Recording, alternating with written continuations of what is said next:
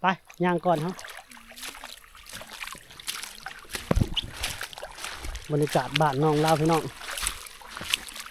เล่าก็ยังอยู่น้ำยังอยู่น้ำอ้ายอยู่ที่เก่าพี่น้องFC ว่าสิเฮ็ดเฮือนให้ผู้ใหญ่ใจบุญว่าอิดบ่อดงอันไปตะดงให้ FC ผู้ใหญ่ใจบุญอันไปจะช่วยเหลือเจ้า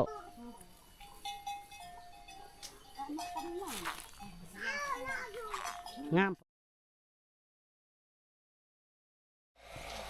ทักทายสบายดีพ่อแม่พี่น้องปองปายเบิดสุขุสุคนบ่ว่าจะเป็นทางภายในและต่างประเทศเด้อพ่อกับบ่าวจอยเส้นเก่าเส้นเคยพี่น้อง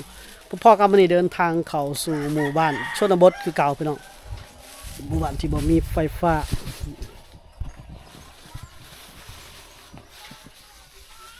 พี่น้องบรรยากาศหมู่บ้านเพิ่นสบายดีเด้อ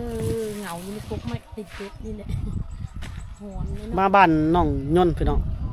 มาอัปเดตเบิ่งก่อนเนาะถามข่าวแล้วเบิ่งก่อนหลังจากได้มา10 วันเลยนะหลังจากที่เราปล่อยคลิปที่ว่าพอเพิ่นบ่ให้อยู่เฮือนนำหั่นน่ะพี่น้องเนาะเป็นพ่อเลี้ยงเนาะพ่อเลี้ยงกับลูกเลี้ยงก็บ่ค่อยจะถูกต้องปรองดองกันปานใดแล้วพี่น้องเนาะเพิ่นก็ ตั้งคนกันเนาะหนังพ่อ ก็คือว่าเลยพี่น้องเขาทวนความเก่าก่อนเนาะก็คือเพิ่นว่าแล้วว่าพ่อแม่ก็พอเลี้ยงเพิ่นก็บ่ค่อยหักแพงเฮาเฮ็ดอยู่ก็ว่าเฮาขี้คร้านพี่น้องเนาะประมาณนั้นแหละก็น่าจะเข้าใจแล้วบ่เว้าหลายเนาะพี่น้องเนาะก็คือมาอัปเดตให้เบิ่งพี่น้องเนาะเพิ่นก็ยังอยู่นำอ้ายอยู่ยังลงไปอยู่นำอ้ายคือเก่าเนาะเดี๋ยวจักหน่อยเขาไปแวะหาน้องเพิ่นตอนนี้มาฮอดแล้ว มันเป็นตุ๊เป็นปูเขาหายหมดเลย เริ่มปลูกข้าวไห้แล้วเด้ว่ามันเขาปลูกข้าวไห้หมดแล้วบ่ มันต้านอันนั้นเนาะ มาเยี่ยมน้องยนต์เลยพี่น้องมื้อนี้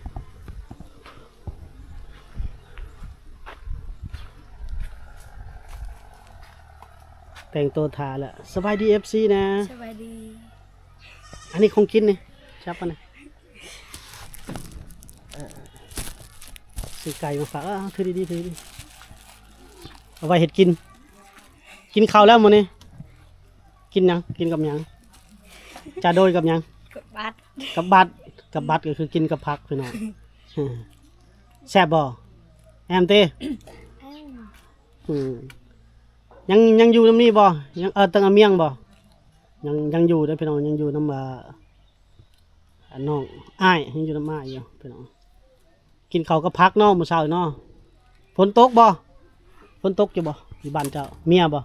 เธอไม่ได้น้ เมียแล้วฝนตกแล้วเพิ่นว่าจักมื้อแล้วฝนตก ำ 3 มื้อแล้วว่าลาวก็เป็นต้นนี่เนาะ โอเคเอาขึ้นไปไหว้ก่อนอันให้เอื้อยไผ่เจ้าเฮ็ดกินก็ได้หรือว่าเป็นบ่เจ้าตาจาดัง ดังเต้แล้วก็ตาจ่า มันแต่งตัวสวยมื้อนี้เหมือนเฮือนครัวเพิ่นก็เปิดไปเปิดมาอยู่พี่น้องดังเต้เนาะตาจาเนาะเพิ่นเอื้อยไผ่บ่ได้ลงนะ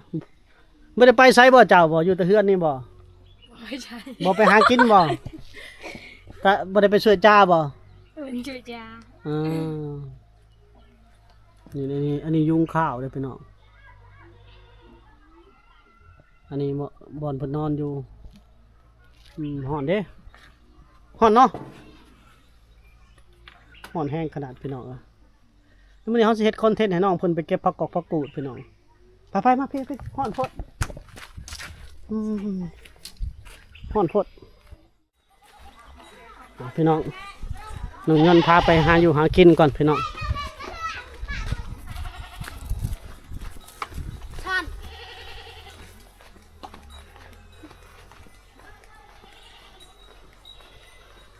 ดูบ่ไปหากินแถวนี้ดูบ่แดดร้อนๆนี่เนาะพอดีงามเลยคันอากาศหนาวเลยบ่ได้ลงน้ำนะพี่น้องหนึ่งยนต์พาไปไซมื้อนี้เอาว่าใน FC ก่อนว่าเล่าทำไงไปไซมื้อนี้ไปหาหยังเกาะฮะ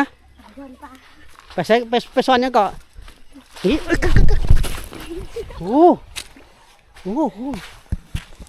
โอ้โหโอ้โหได้ สลาย สลายเลยกล้อง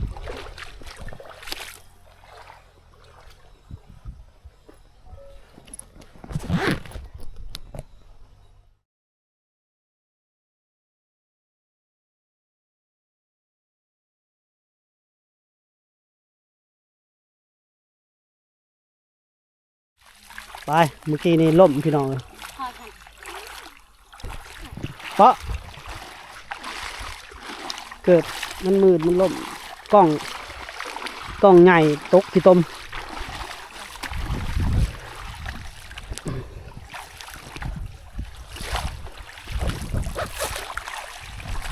ขึ้นพุ่นมีบ่พักกูดขึ้นพุ่น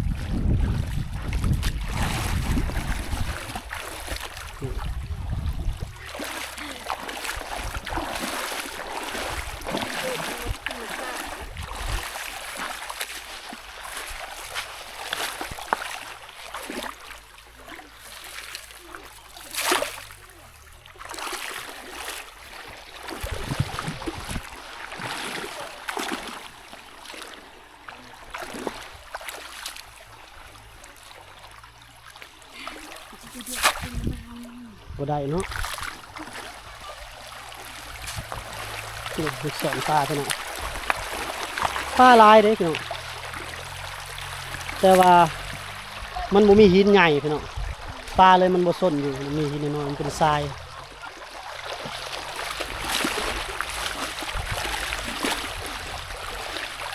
มีลานหน่อยก็ไปนำ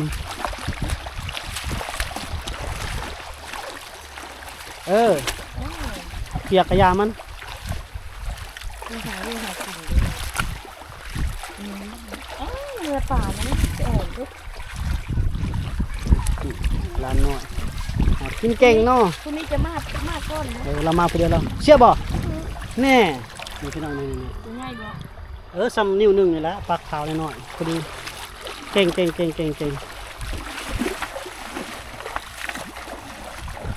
วันนี้น้องเพิ่นพามาหาอยู่หากินพี่น้องน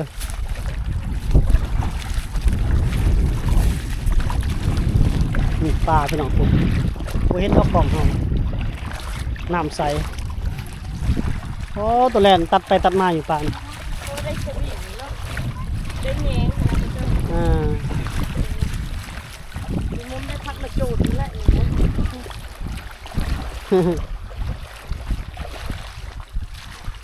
อันนี้ที่เราสะ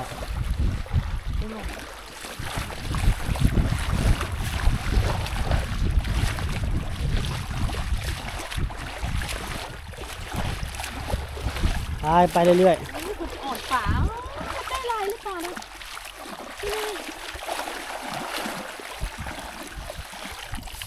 ๆตามหลังน้องยนต์คนหาสอนปลาพี่น้องบรรยากาศบ้านน้องเราเด้อพี่น้องเด้อ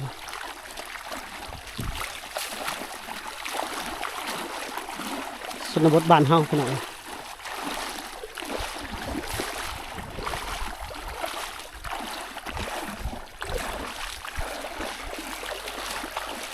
อยู่กินส่วนปูส่วนปลาเก็บหอยเก็บผักตามชนบทเพิ่นกะอยู่รอดแล้วพี่น้องที่ว่าบ่ได้ซื้อเพิ่นหยังเด้ จะอ่อนฝาได้มีเป็นเลนพวกป่าด้วย ได้บ่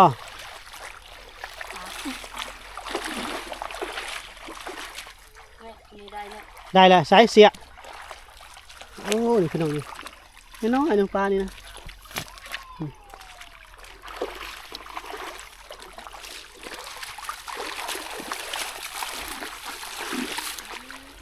หากินบ้านเฮาเนาะ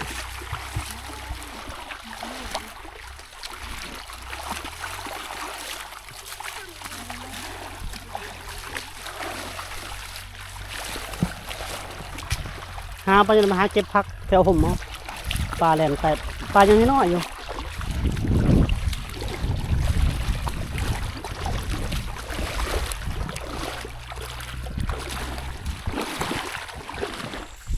พากันสอนแต่เก็บผักกูดได้ระยะหนึ่งเลยพี่น้องได้หลายแหละ บ่อึดผักกูดแถวนี้งามหลายเนาะไปเก็บกินดุอยู่บ่ผักกูดกะฮะกินดุอยู่เนาะโดยบัดนี้ โดย นี่พี่น้องบรรยากาศบ้านน้องภูเขาอ้อมหอบอุดมสมบูรณ์พี่น้องพอได้กินของป่าของดงโอ้ยังไกลเนาะหาหมองล่างพักงามวิวดีๆเดี๋ยวจะถ่ายรูปไว้ไปเอาลงทางบ้านฝ่าพี่น้องเลยแถวนี้เด้บ่ได้บ่เรียวเท่น ใช่แล้วนะ ล่างบ่พักกูดกะบ่ล่างแต่เรียวแปะอย่ามันเหี่ยวเนาะอืม แค่ชูเยอะ ได้พักกูดแล้วก็เมื่อแล้วบัดนี้เนาะใส่นางย้อนพักกูดให้เบิ่งแน่ก็ต้องงามเนาะเบิ่งยิบขึ้นมาหน่อยนี่เนาะคิดเบิ่งความอุดมสมบูรณ์บ้านเพิ่นเนาะงามบ่ งามพอถึงจะเมื่อ คุณชาวบุไทยเก็บพี่น้อง ว้าย งามคักเนาะ เข้ามาบ้านเราวันนี้เขาจะเก็บเอาเราความมาเก็บเอ้ยใช่ไหมจ๊ะ ไปย่างก่อนครับบรรยากาศบ้านน้องเล่าวพี่น้องน้องเล่าวก็ยังอยู่น้ำยังอยู่น้ำอ้ายอยู่ที่เก่าพี่น้องFC ว่าสิเฮ็ดเฮือนให้ผู้ใหญ่ใจบุญมาอิดบ่อดงอันไปตาดงให้ FC ผู้ใหญ่ใจบุญอันไปจะซอยเรือเจ้าเขาว่าจะซอยเรือเจ้า อยากได้บ่เฮือนโอ้ได้เฮือนดีเลยเนาะได้เอาแม่ไปอยู่น้ำเห็น ดู ฟังเบิงพี่น้องกะปั๊มตอนนี้ได้10 วันแล้วผู้ใหญ่ใจบุญยังไม่ได้ติดต่อมาอยู่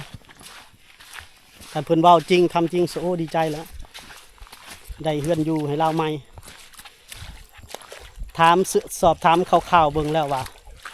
มีอยู่ดินนี่ดินปลูกสร้างเป็นดินของแม่แล้วแหละพี่น้องได้อยู่แต่ยังเหลือแต่เงินบัดนี้พี่น้องเนาะก็คือน้องคลองนี่ก็ FC เพิ่นอยากมอบงบให้บ่จอย$1,000พี่น้องน้องคลองเขตน้องคลองเนาะแต่บ่จอยว่า$1,000มันเฮ็ดเฮือนบ่สำเร็จเลยพี่น้องเอ้ยบ่จอยก็เว้าสู่เพิ่นฟังแล้วมันสร้างบ้านบ่ได้เด้อ$1,000ถามว่าได้บ่แต่มันบ่สำเร็จแหละพี่น้องเพราะว่าค่าสร้างอีกเด้เฮาไปซื้อไม้ซื้อตอกซื้อสังกะสีเมทัลซีดบ่หรือธรรมดาบ่เป็นแพงอยู่แล้วพี่น้องก็เลยบ่จ้อยก็เลยยังทันได้รับเงินจากเพิ่นเขตหนองคองพี่น้องอย่างน้อยก็ต้องประมาณ5-6 หมื่นบาทสำนั้นพุ่นละ50,000ก็ตกอยู่30 ล้านค่าสร้าง10 ล้านซื้ออุปกรณ์ซื้อนั่นซื้อนี่ซื้อไม้ซื้อยังให้ก็ปาดไม้ปาดตอกก็ฟรีนั่นเลยพี่น้องมันยังเสี่ยงได้50,000 บาทนี่ก็ยังเสี่ยงย่านมันบ่พอแล้วมันสิงบบ่พอแล้วมันสิเพื่อนบ่สำเร็จนะพี่น้องหรือว่าเฮาเฮ็ดแบบบ้านๆเฮ็ดแบบเขาเลยพี่น้องแล้วได้อยู่เสากลมบ่เสามายังนะต้องเบิ่งตัวจริงเนาะ FC คอมเมนต์มาบอกบ่จอยได้ว่าให้เฮาหับเลยบ่หับเลยแหละแบบรองบแบบมีผู้ระดมทุนอีกนะระดมทุนซอยเราต่อบ่เนาะสำหรับน้องคลองแล้วกันน้องน้องย้อนนี่พี่น้องส่วนน้องย้อนนี่ผู้ใหญ่เพิ่นระบุไว้แล้ว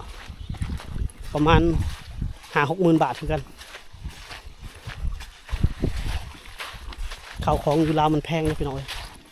ยกตัวอย่างโซลาร์เซลล์นี่อยู่เมืองไทยมีแต่อันหนึ่งประมาณ400อยู่เมืองลาว700-800มันราคามันคนละอย่างกันเลยมันครึ่งต่อครึ่งเนาะโอ้สั่นซะพี่น้องนี่ก็ว่าสู่พี่น้องฟังดอกเนาะเมื่อเฮือนเราก่อน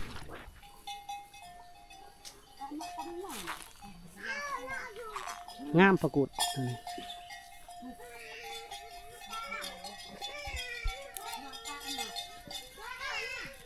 ถ้าเอาไปกระสอบก็คือสิได้เนาะ เอาไปเห็นเขาอันยายน่ะมาเก็บประกูดอยู่นี่มาไปขายให้เด้ โซนนี้เรามีบ้านเนาะ โอ้ยันเรามีวิหาเงินทางอื่นล่ะ ฝนตกใส่ดิพอน้องจะคือสิอิ่มแล้วเนาะ สุมเพิ่นบ่อยากพุซ้ำนะกินคือกันบ่ประกูดก็อยู่นี่ก็จ้าเต้บ่สุเจ้าก็ ชาต้อง จ้าเต้เนาะดุนๆจ้าบ่เลยเว้ยพ่อแล้วพาเราเว้าลาวเนี่ยเนาะพาเราเว้าแต่ภาษาเพิ่นแล้วบ่เป็นแล้วภาษาเฮานี่แม่นบ่กินคือกันบ่ โดย อย่าหัวเด้ออ้ายนี่พาเจ้าหัวเนาะแล้วเราไปอาบน้ำเจ้าไปอาบน้ำพักผ่อน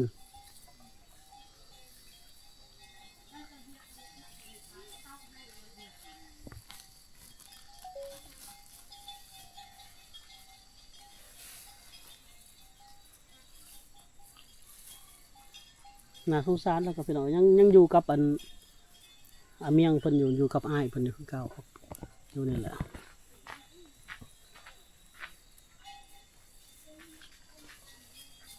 สาว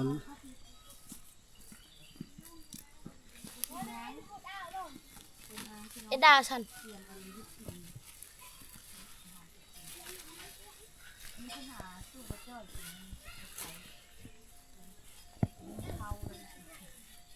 ลายเลยผักงามเฮือนครัวนี่เฮือนน้องยนต์เพิ่นนอนนี่นี่เบิ่งเอ้ยไผ่เพิ่นเฮ็ดกินเฮ็ดอยู่พี่น้องเฮ็ดกินอยู่เทิงนี่เลยโอ้แดดร้อนนี่เนาะแดดร้อนก็ร้อนฝนตกก็ร้อนเด้นี่ก็เปียกเด้นี่ อันนั้นเลยกินอันอย่าลวกให้บ่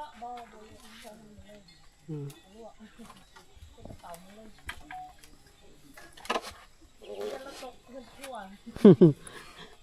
เฮือนครัวก็พอแล้วเฮือนครัวเราก็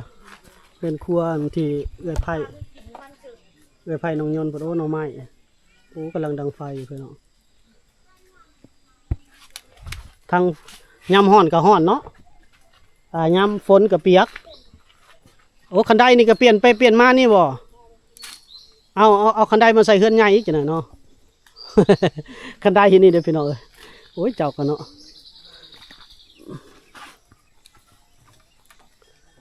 เอาอดเอาพี่น้องน้องยนต์เพิ่นกะบ่ฮู้ว่ามื้อใดสิได้รับข่าวดีทางบ่จอยก็สอบถามข่าวๆกับแม่เพิ่นแล้วว่ามีที่ดินเฮ็ดบ่ข่าวว่าหาสิสร้างบ้านซะยังมีดินบ่ว่าเพิ่นว่ามีเด้อพี่น้องเด้อเฮ็ดกินอยู่นี่เนาะฮ้อนบ่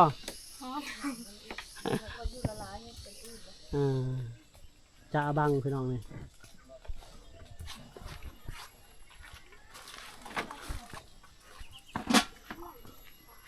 นี่แหละเฮือนเดิมเฮือนเก่า เอาเอ็นเพีย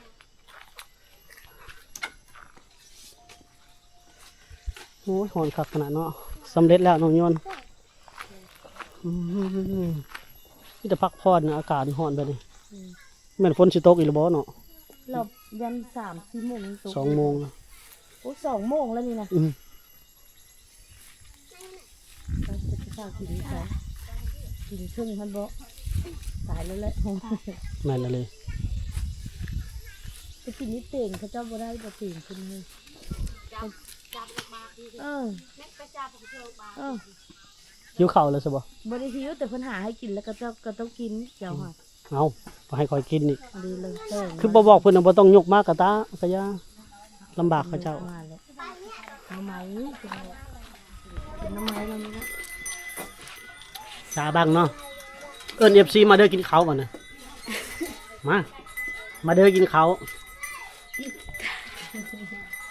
ซีมาเด้อกินข้าววันนี้ มากินข้าวกับน้องบ่น่ะลองเว้าดู แต่ไอ้ นั่นอย่ามาเห็นเบาเล่าเลยดูมันยังว่าตะแอะอยู่